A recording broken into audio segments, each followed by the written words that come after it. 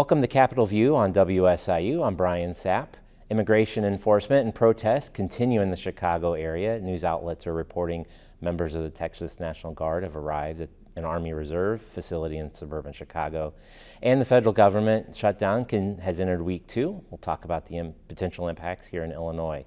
And I talked with former Congressman Ray LaHood about his initiative with Bill Daley to reform the way Illinois draws up its legislative maps. We're going to cover these topics and more today. Our guests are John Jackson. He's the visiting professor for the Paul Simon Public Policy Institute, and Charlie Wheeler. He's the emeritus director of the Public Affairs Reporting Program at the University of Illinois in Springfield. John and Charlie, thanks for joining us today. Thank you for inviting us. Glad to be here. So we'll start with immigration enforcement. It's been going on for a few weeks now, and it just slowly seems to kind of be ramping up. Last week, it was reported that ICE reported that they got boxed in by some cars as they were doing some enforcement, and then it turned into, they claim a woman drove her car at them, and they ended up, one of the officers shot the car, shot the woman. So it seems like things kind of slowly are getting a little more chaotic, and the president has threatened for these past month or two about sending National Guard troops to Illinois. It seems like it's finally happened. John, where things stand, and what's this mean for the relationship, I guess, between Illinois and Washington, D.C.? Well, Brian, this duel between the governor and the president has been going on for some time. It's officially called by the federal government Operation Midway. And of course, it's now focused on bringing in the National Guard troops. And it escalated considerably, in my view, this week. And yesterday, the National Guard troops from Texas came in and to suburban Will County, started setting up shop. The Department of Defense had already mobilized 300 Illinois National Guard, and now we have 400 from the great state of Texas, compliments of Greg Abbott. And I think it's getting more fraught now with that many new federal troops. Going back to the beginning, it's been a dispute over the legalities to some extent. The governor insists that the old posse comitatus law applies, and that's for insurrection or invasion. That's basically the question. And the governor says yes. Posse comitatus says there is to be no use in domestic law enforcement by the federal military. The president gives us the Insurrection Act as a possible rationale, the invasion question and the insurrection question. But he mostly just says, I'm the commander in chief and I can do whatever I want to, or occasionally he goes in a totally different law and order direction, saying that everything's out of control in Chicago. I think the state has pretty effectively mobilized the city and the county and now Will County to respond to that, saying, well, we could stand some federal help, but not in this form. We don't need Texas National Guard troops stomping around, just as they did in Washington, D.C., of course. And they have said that we would work with you, but we haven't heard anything from you. Other cities are going through this. Portland, Portland, Oregon, for example, very much where we are, same situation there. There's always the Los Angeles getting it started, and then DC, now possibly other cities. So it's going to be a long-running feud, really to some extent, between blue states and red states as well. I'll conclude by saying it's a terrible, chaotic mess right now. It's fraught with some danger, particularly if somebody gets trigger happy. I think that's my quick summary on it all. There's quite a bit of depth. Charlie, as you watch this with your years of experience. One of the things that John mentioned is there's been long-standing feud between the president and the governor, and I think Governor Pritzker kind of ratcheted it up the other day. And I'll read his quote, and this is talking about Donald Trump. "This is a man who's suffering dementia," he said in an interview with the Trib. "This is a man who has something stuck in his head. He can't get it out of his head. He doesn't read. He doesn't know anything that's up to date. It's just something in the recesses of his brain that is effectuating to have him call out these cities." And then, unfortunately, he has the power of the military, the power of the federal government to do his bidding, and that's what he's doing. So in my mind, this was taking it up to another level. As John said, this has been challenged in court. And as a matter of fact, as we're recording this, a federal judge in Chicago is preparing to rule tomorrow on the state's request to bar the National Guard from coming in. So we'll see how that plays out. And there's varying stories that are told. The federal people, ICE, they talk about, oh, we've rounded up all these murderers and rapists and the worst of the worst. And yet on the ground, reporters that are there, well, they're rounding up tamale vendors. They're rounding up a family with their kids at Millennium Park. And in my mind, a lot of this is performative. Trump is a showman, basically. He's a TV guy more than anything else. So they parade these troops down Michigan Avenue. They bust into a house and bring along a friendly TV guy so they can put up pictures on Fox News and on News Nation, Breitbart, and all that. So it's the optics. And there's no crime in Chicago that merits this kind of stuff. Trump has compared it to one of the worst cities in the world. I'm thinking, man, if I live in Gaza City, I'd say, what's he talking about? Or if I live in Kiev, I'd say, what's he talking about? As a matter of fact, this past summer, we had fewer murders in Chicago than any time in the last 60 years. So his rhetoric is unhinged, and the governor is getting more and more outspoken and criticizing him. So we'll see what happens if the judge in Illinois says, no, you can't have these National Guard people here.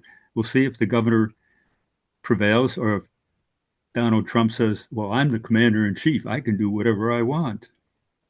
And kind of as a side note, it occurred to me there's a certain irony in that we have all these National Guardsmen from Texas coming, sent by Governor Greg Abbott. Now, this is the same governor who over the last couple of years sent tens of thousands of immigrants, bust them to Chicago with no warning to the Chicago people, just took them downtown, dropped them off.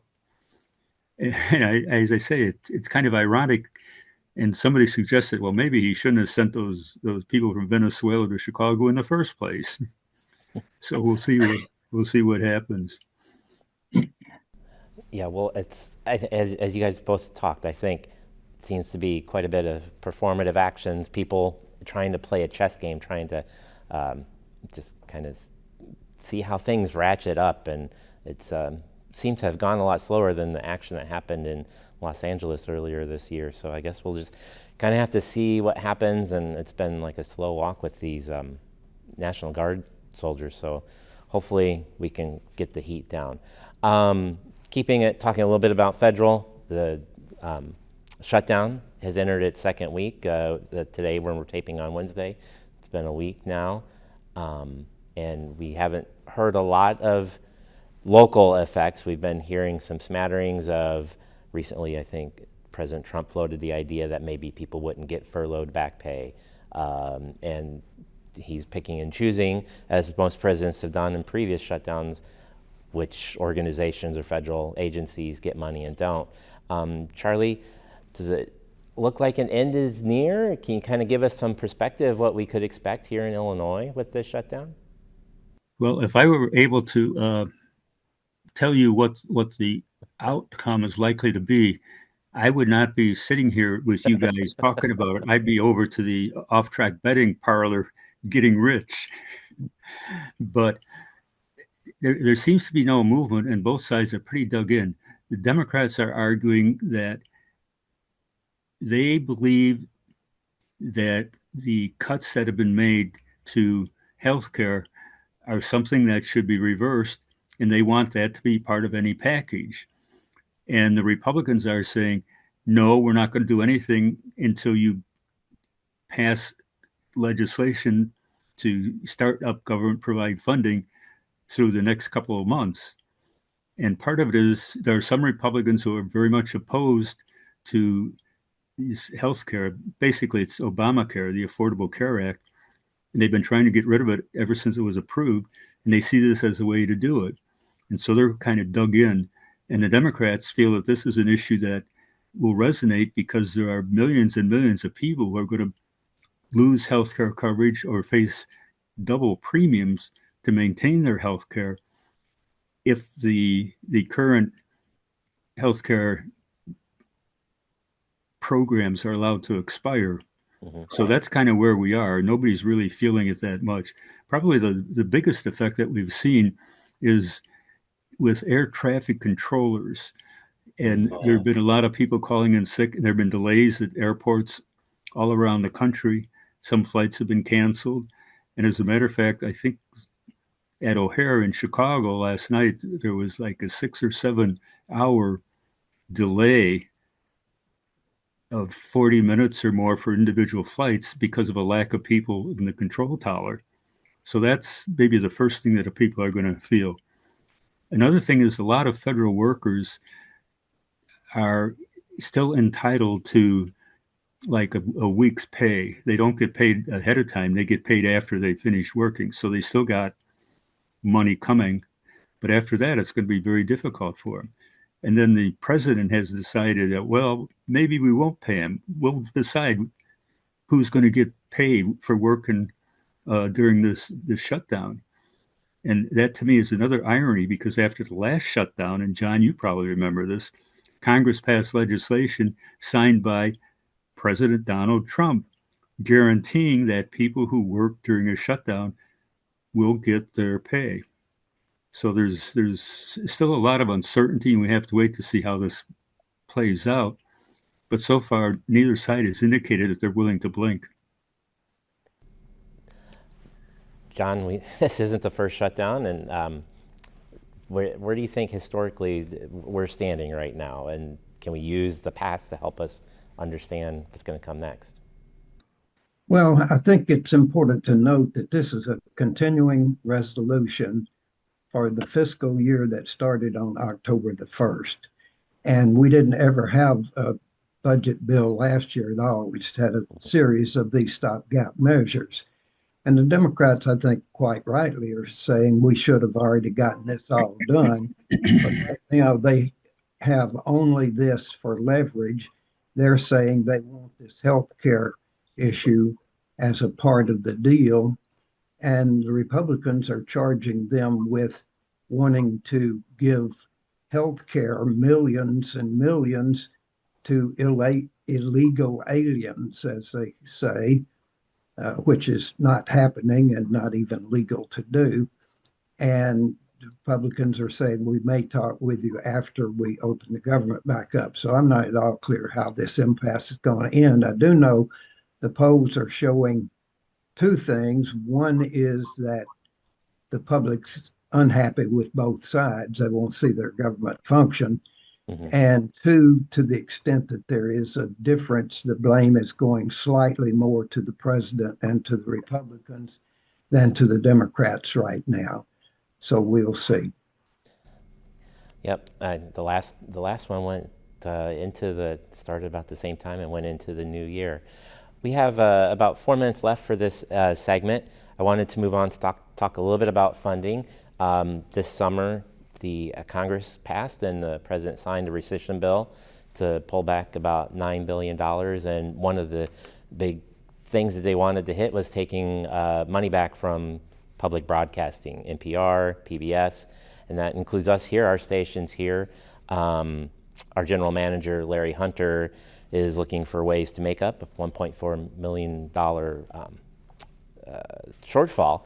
And the Chicago Tribune reached out to us, and this is odd, I feel awkward doing this, but they did a profile trying to tell the story of public broadcasting, and they came here to Southern Illinois, talked with us at WSIU Radio and WSIU TV.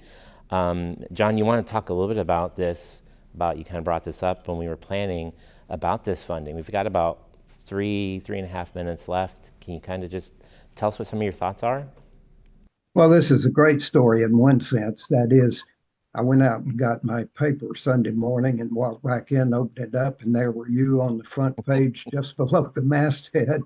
And it was a great story on public radio, public television, Corporation for Public Broadcasting, but focusing on radio. And it told the story. We never were overstaffed. It talked about, as I believe Jeff, our other host, was interviewed and was on the inside there. And he pointed out you used to be 11 on that side, and now you are what, 4? Yeah. And it was 3 before they hired you. Yeah. And we've lost $1.5 million, or about what, 25% of our. And Larry Hunter's out beating the bush, trying to do what he can in nickels and dimes way. It was a great story about you going to very early the 9/11 memorial over at the gym, and how that started very early in your day and went all the way to the end of the day when you brought it to the public. And Larry talked about going to the farmers market and raising money there. And it's going to be a desperate scramble for public radio in this end of the state, central Illinois, any place you've got a small media market and a rural media market. Public radio fills a gap that commercial radio has left. There is no public or commercial radio left that covers local because they've all been bought out by the conglomerates. So NPR is it for lots and lots of areas. Ironically, very many of those are the rural areas and the very red areas. So you might want to ask, why would the Republicans vote for that? But they think public radio and public television are propaganda, and that it's ideologically skewed toward the left, and goes on and on about that.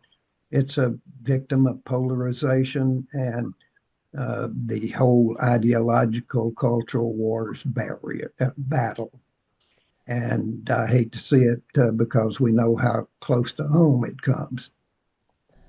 Yes, exactly. We have about 45 seconds left. Charlie, were there any thoughts that you had just to wrap us up on this? Because the story pointed out not just the impact on Southern Illinois, but it mentioned the fact that this is occurring at rural stations or rural areas across the country. And it also pointed out the fact that print media has pretty much disappeared in terms of covering local issues.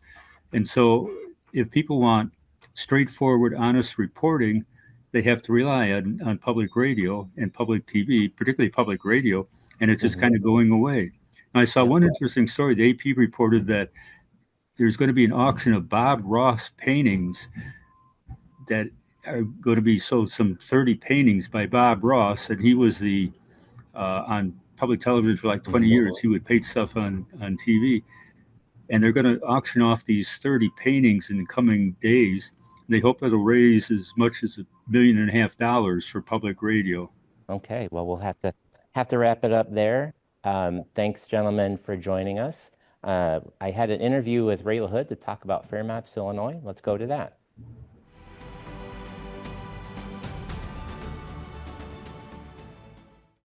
Ray LaHood from Fair Maps, Illinois. Thank you for joining us today. Thank you. In August, you and Bill Daley announced your new attempt to end gerrymandering. Can you give us an overview of this new attempt, and how is it similar or different from what you tried in 2016?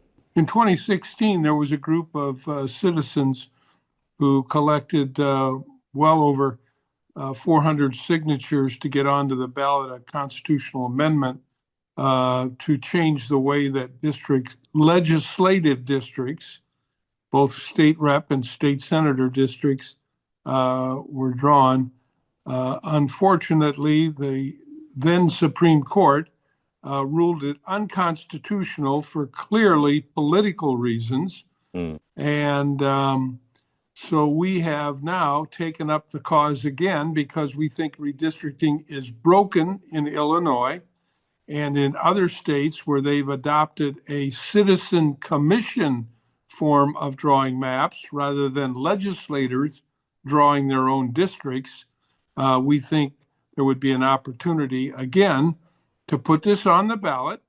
We need 365,000 signatures filed in May of 2026. Then we'll go on the ballot a year from now in November of 2026.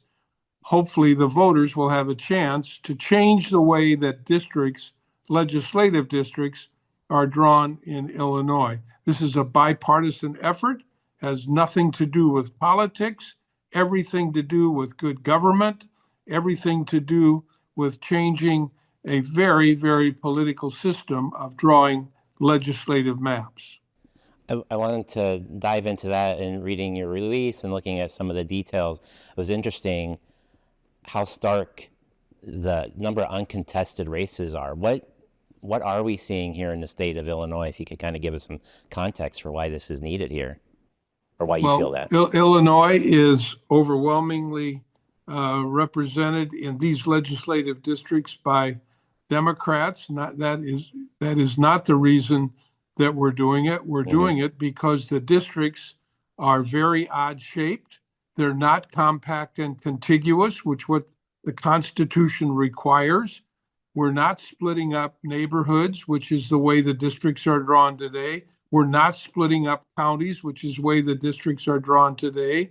We are allowing citizens, 12, which will be in our amendment, appointed by the legislature, 12 citizens, to come up with a map, not for political reasons, but to keep communities intact and to keep communities compact and contiguous. If you look at the legislative maps today, you wouldn't recognize any kind of compact and contiguous shape or form.